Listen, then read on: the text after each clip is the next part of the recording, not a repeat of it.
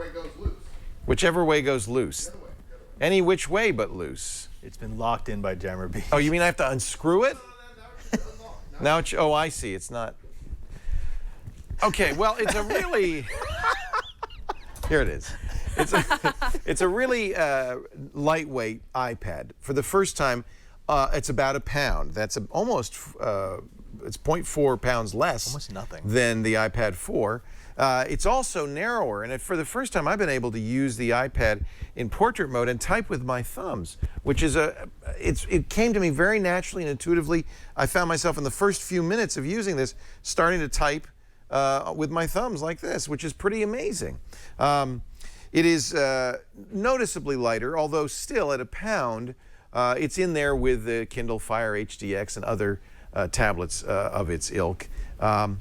Screen, of course, as with all iPads, very good. And you will notice one of the things that Apple has been touting, this A7 chip.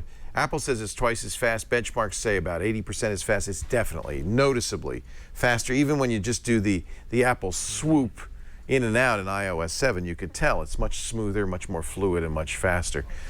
So it's a very nice incremental upgrade to the existing iPads. Prices are the same. The Wi-Fi 16 gig version starts at $499. Add $100 to double the RAM, all the way up to 128 gigs. $129 will put LTE in there from all the carriers. Even T-Mobile now has an iPad. So you configure it the way you feel like. I have to say, all in all, space gray and silver. It used to be black and white. Space gray and silver. That's the other change. You can, by the way, if you get the cellular version with 128 gigs, you can hit almost $1,000 for this iPad. The question, though, for a lot of people is, who should upgrade to the newest iPad? Certainly, if you don't have an iPad at all, this is the one that you probably want. The only other choice isn't out yet, and that'll be out later this month, probably November 29th, Black Friday. That's the iPad Mini with Retina. Exactly the same spec-wise, just in a 7.9-inch screen.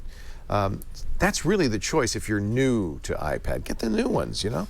On the other hand, if you have an iPad, let's say, 3rd generation, or certainly if you have an iPad 4th generation, you might reasonably say, I don't think it's a big enough improvement for me to run out.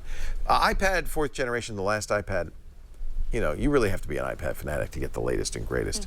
Unless you can find, a relative to give the old one to and be happy about that. iPad 3rd generation was fairly slow. It was the first with Retina display. Maybe you'd see a big improvement here. If you've got an iPad 1 or 2, what are you waiting for? Pros and cons. Definitely thinner, shallower, although they did a lot just to shrink 1.5 millimeters off the width. I don't notice that too much. I really do notice it's narrower and it is definitely lighter. You'll notice that. Also, stereo speakers on the bottom. It's lightning, of course, as all the new iPads will be from here on out, until Apple invents another proprietary technology. So the pros: a good screen, good weight, good feel. It's light. You can finally type with 2 hands. Some people, not me, but some people with really big hands can hold this in one hand. Try that, Robert. Just see. Because I guess I have very small hands. I don't seem to be able to hold it. Look at that.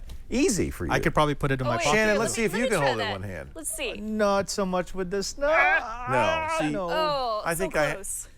I'm not even close. Do I have small hands? I must have small hands. I think, yeah.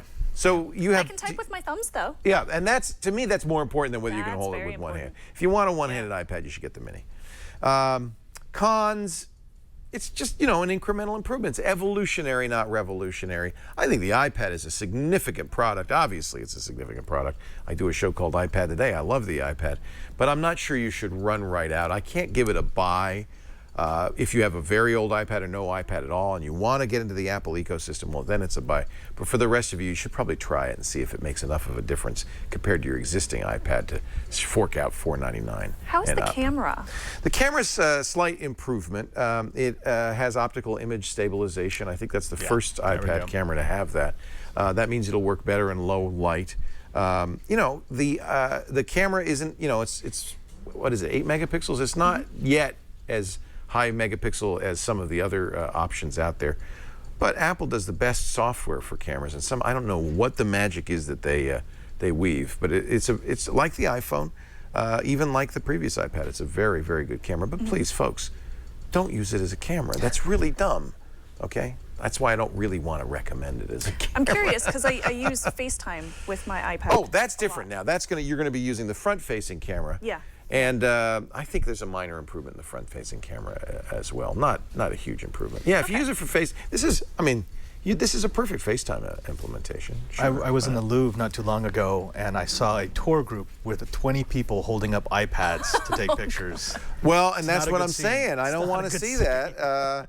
I understand, especially if you're doing movies. You know, the i7, the new iOS 7 has some really nice camera features. And I think if you're doing movies, the idea that you have a giant viewfinder like this really has some value to it. But it's very annoying. If you're going to take pictures, use the Mini or something. I mean, don't hold that up in the Louvre. Nobody can see around you. And Yeah, if I you're think at a it's kinda wedding rude. or a concert.